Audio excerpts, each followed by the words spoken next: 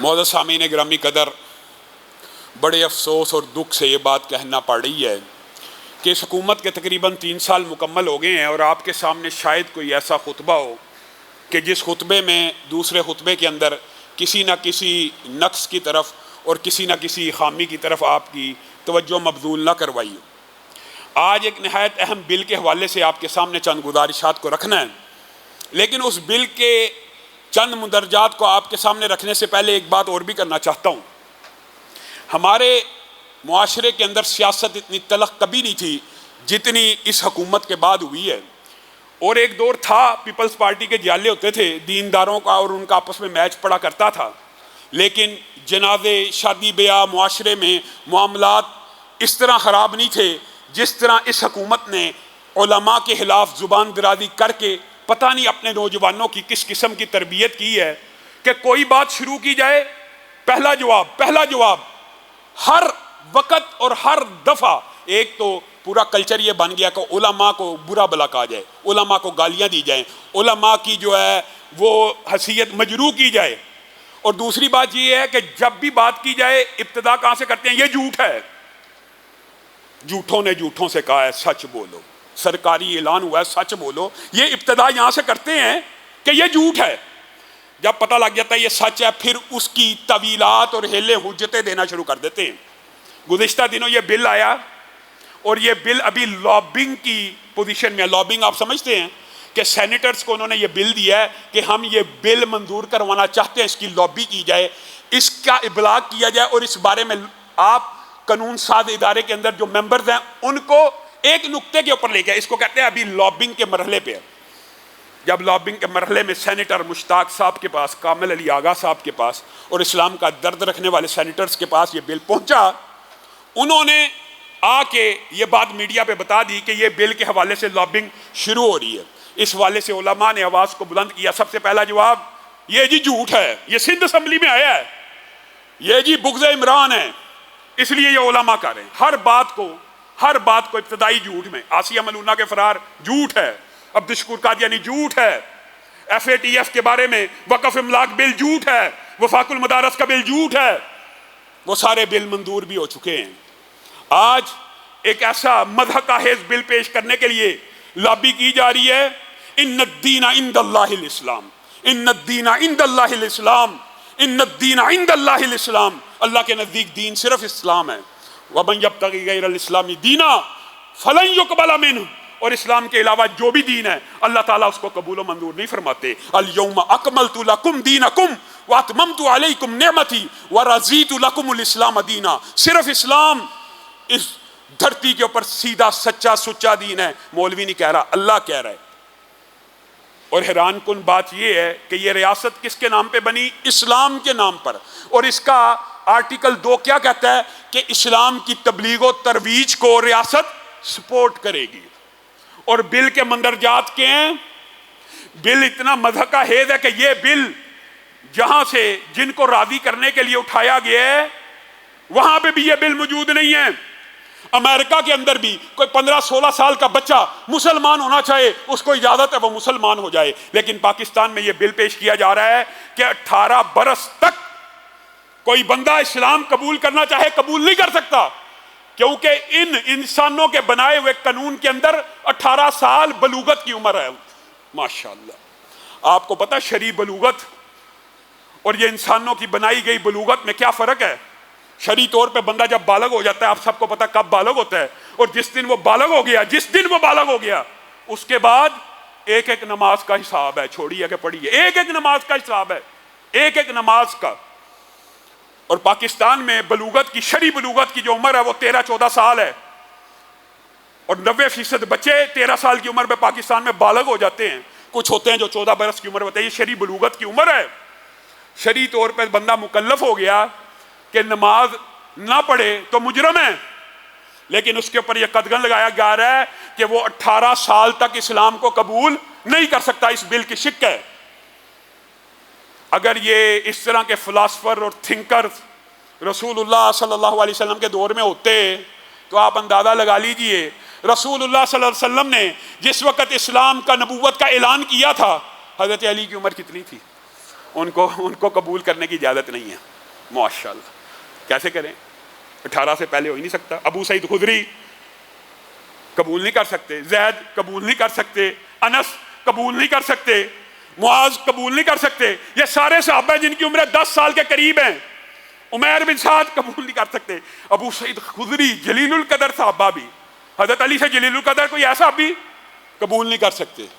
کیوں؟ 18 سال سے پہلے جی بندہ بالغ نہیں ہوتا. یہ ان کی عقل ہے, یہ ان کی سوچ ہے, یہ ان کی فکر ہے. اسلام اور پاکستان میں ایک بات اور کہنا چاہتا ہوں, اس بل کے اندر مذہب کا حیزی کیا ہے؟ 18 سال کے بعد جو بندہ ایک تو 13 سے لے کے 18 تک ویٹ کرے اسلام قبول نہیں کر سکتا, پابندی ہے. اور جب وہ قبول کرنا چاہے تو 90 دن سیشن جج کے سامنے تقابل دیان کا مطالعہ کروایا جائے گا, اور تقابل دیان کا مطالعہ کروا کے اس کے ذہن میں اشکال ڈالے جائیں گے کہ تو اسلام قبول نہ کر, تو نے غلطی کر لی. میں میرے بھائیوں ایک بات یاد رکھنا, جو بندہ اسلام قبول کرنے کے لیے آتا ہے, آپ کو پتہ ہے یہاں پہ بعض ہمارے بھائیوں نے اسلام کو قبول کیا, سب سے پہلا ان کے اوپر جو پریشر ہوتا ہے وہ کس کا ہوتا ہے؟ ان کے خاندان والوں کا, ان کے گھر والوں کا. اسلام قبول کرنا کوئی آسان نہیں ہوتا, دین بدلنا. اس کو تو فیسیلیٹیٹ کرنا چاہیے, اس کو تو سہولت دینی چاہیے. جو بندہ اسلام قبول کر رہا ہے آپ اس کے ساتھ کھڑے ہوں. رسول اللہ صلی اللہ علیہ وسلم نے ترغیب نہیں دی, مسلمان جو ہو رہا ہے اس کو مال بھی دو, اس کو عزت بھی دو, اس کو احترام بھی دو, اس کو مضبوط کرو. معاشرے کے اندر جو بندہ اسلام کو قبول کرتا ہے وہ اپنے پورے خاندان سے لڑ کے آیا ہوتا ہے, وہ اپنی پوری برادری کو چھوڑ کر ایک اللہ کی بارگاہ میں آ کر دل سے اسلام کو قبول کر رہا ہوتا ہے. اس کے لیے یہ رکاوٹیں ڈالنا, اس کے لیے یہ پابندیاں ڈالنا, یہ اسلام کی قبولیت کے راستے میں رکاوٹ کا بل ہے. اور یہ کہتے ہیں, یہ بل کا نام کیا؟ جبری طور پہ کسی کو اسلام قبول نہ کروایا جائے, اس لیے یہ بل لے کے آ رہے ہیں. یہ تو اسلام کی قبولیت میں رکاوٹ کا بل ہے. آپ بتائیے ایمانداری سے, کھلے ذہن سے, حکومت سے بھی پوچھتے ہیں, کیا کوئی دیوبندی, بریلوی, اہل حدیث کسی کے مسلک کے اندر کسی ایک کتاب میں کسی جز میں بھی یہ لکھا ہے کہ زبردستی کسی کو مسلمان بنانا ہے؟ یہ کسی مسلک کا عقیدہ ہے, یہ کسی مسلمان کا عقیدہ ہے کہ لا اکراہ فی الدین, اسلام جس نے بھی قبول کرنا ہے کھلے دل سے, فراخ دل سے, دلائل کی روشنی میں قبول کرے. کوئی جبر نہیں ہے. جبر کون کہتا کہ جبری طور پہ اسلام کو قبول کراؤ؟ یہ بل بظاہر اس نام سے پیش کیا جا رہا ہے, لیکن خوش کن کو کرنا ہے؟ مغرب کو خوش کرنے کے لیے. یہ FATF کا معاملہ, یہ جو گندا کالا قانون ان کے اوپر مسلط ہے, اس کے سامنے جھک جانا. وَلَن تَرْضَىٰ عَنْكَ الْيَهُودُ وَلَا النَّصَارَىٰ حَتَّىٰ تَتَّبِعَ مِلَّتَهُمْ. جائیے, اللہ کی بات سچی ہے, تم سے یہودی اور عیسائی کبھی راضی نہیں ہو سکتے. خان صاحب کبھی راضی نہیں ہو سکتے جب تک تم ان کے مذہبی کو اختیار نہ کر لو. تم جس طرح کا مرضی بل لے آؤ, یہ اسلام کو شرمندہ کرنے والا, یہ اسلام کے خلاف ایک بل ہے, اور یہ اسلام کے خلاف سازش ہے پاکستان. اور پھر یہ صرف شک یہ نہیں ہے کہ اس کو مسلمان کرنے سے روکا جائے گا 18 سال تک, بلکہ شک یہ 90 دن مطالعہ کرانے کے بعد جج اس سے سوال پوچھے گا, اشکال ڈال ڈول کے جو بھی وہ کرنا چاہتے ہیں, تو اسلام قبول کرنا چاہتا ہے؟ اگر وہ کہے گا نہیں تو جس بندے نے اس کو تبلیغ کی ہوگی ان سب کو سزا ہو جائے گی. ماشاءاللہ, تبلیغ دین بھی جرم بن جائے گا. خوش تو ہم بھی تھے جوانوں کی ترقی سے, مگر لب خنداں سے نکل جاتی ہے فریاد بھی ساتھ. ہم تو سمجھے تھے لائے گی فراغت تعلیم, کیا خبر تھی چلا آئے گا الہاد بھی ساتھ. یہ الہاد کے, یہ کفر کے, یہ دین اسلام کے راستے میں رکاوٹ ڈالنے والے جو بل ہیں, ان کو ردی کی ٹوکری میں پھینکنا ہوگا, اور آپ کو اور مجھے جاگنا ہوگا. اور میں یہ پوچھنا چاہتا ہوں, کیا یہ ہر دفعہ سینیٹر مشتاق کا فرض ہے؟ کیا یہ کامل آگا کا فرض ہے؟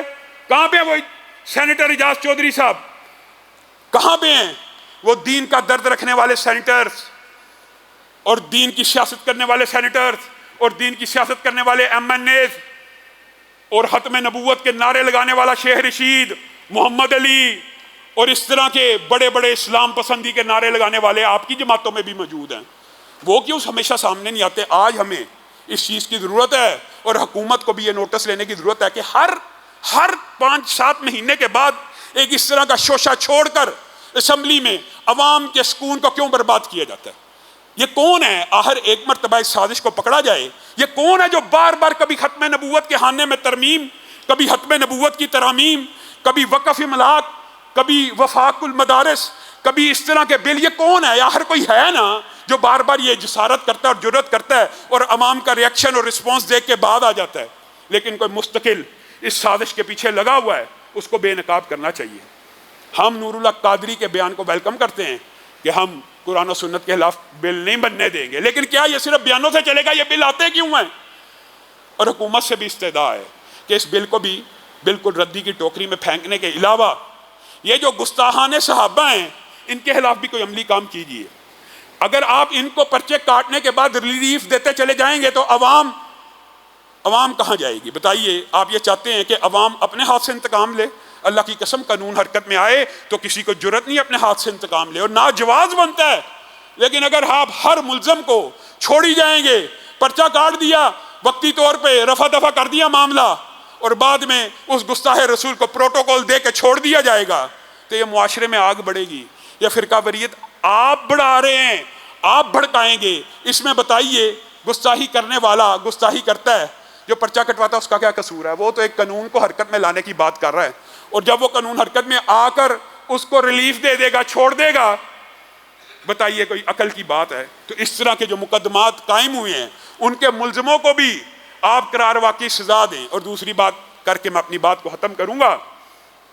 ماشاءاللہ ایک پرویز بیہودہ انسان جس کا نام پرویز ہود ہے، نام کا سائنسدان ہے، آج تک سوئی بھی نہیں بنا سکا، سائیکل بنانے کے قابل نہیں، نکما نلائق سائنسدان، ہر وقت اسلام کے اوپر زبان درا دی، ہر وقت اسلام کے اوپر زبان درا دی. ان کو عجیب و غریب درد ہے. کہتا ہے جو لڑکی حجاب پہنتی ہے، جو لڑکی برقع پہنتی ہے، مراد یہ ہے ایک تو وہ نارمل نہیں ہوتی، دوسری بات ہے وہ پڑھ نہیں سکتی.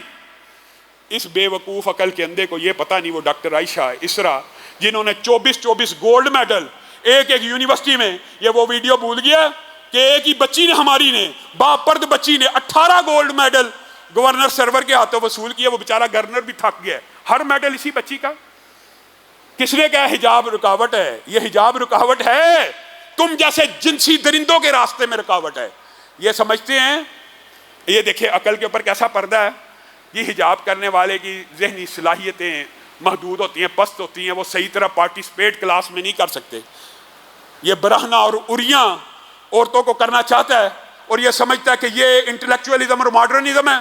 دنیا کی تاریخ اٹھا لیں، جب بھی عورت برہنہ اور ننگی ہوگی، چاہے جتنی مرضی جدیدیت ہو، اس کو جہالت کہا جائے گا. آج تک ان بدبختوں نے ان مظلوم عورتوں کے حق میں کبھی آواز اٹھائی ہے؟ یا پروسٹیٹیوشن کا جو ادارہ ہے اس کے خلاف کبھی آواز اٹھائی ہے کہ 2 روٹیاں کھانے کے لیے، 2 ٹائم اپنا گھر چلانے کے لیے جو عورت اپنے جسم کو نیلام کرتی ہے، یہ عورت کے حقوق کی سب سے بڑی خلاف ورزی ہے. یہ اس بارے میں بات نہیں کریں گے کیونکہ یہ تو چاہتے ہیں کہ دنیا کی ہر عورت ایسی بن جائے. خدا کرے کہ میری عرض پاک پر اترے وہ فصل گل کہ جسے اندیشہ زوال نہ ہو. اللہ تعالیٰ اس طرح کے سائنسدانوں سے اور اس طرح کے فلاسفرز اور تھنکر سے ہمارے معاشرے کو محفوظ رکھے. 1-2 اعلانات کر کے اپنی بات کو ختم کروں گا. فیصل بھائی ہیں، ان کا ایکسیڈنٹ ہوا، سب ساتھیوں نے دعا کرنی ہے. اسی طرح رزاق بھائی ہیں. جتنے ساتھی بیمار ہیں اللہ تعالیٰ ان کو شفائے کاملہ عاجلہ دے. جتنے دوست بیمار ہیں اللہ تعالیٰ ان کو شفائے کاملہ عاجلہ دے. دوسری بات یہ ہے کہ مدرسے کے اندر قرآن پاک کے حفظ کا جو شعبہ ہے اس میں داخلہ دوبارہ کھول دیا گیا ہے. چند محدود نشستیں ہیں کہ جو ساتھی اپنے بچے کو داخل کروانا چاہتے ہیں ضرور داخل کروائیں. اسی طرح QRF جو اسکول سسٹم ہے، تربیت کا بہترین ادارہ ہے، اس کے اندر آپ اپنے بچوں کو داخل کروائیں. آخری اہم بات یہ ہے کہ پلاٹ کی جو قیمت ہے وہ ادا کرنے کے لیے باقی 15 دن کا وقت رہ گیا تقریباً، اور اس کے اندر ابھی تک ہمارے پاس 100 مسلح کی کمی واقع ہے. تو آپ سب ساتھیوں سے درخواست ہے کہ آپ ضرور حسب استطاعت حسب توفیق اس جگہ کے اندر حصہ ڈالیں. سبحان ربک رب العزت عما یصفون وسلام علی المرسلین.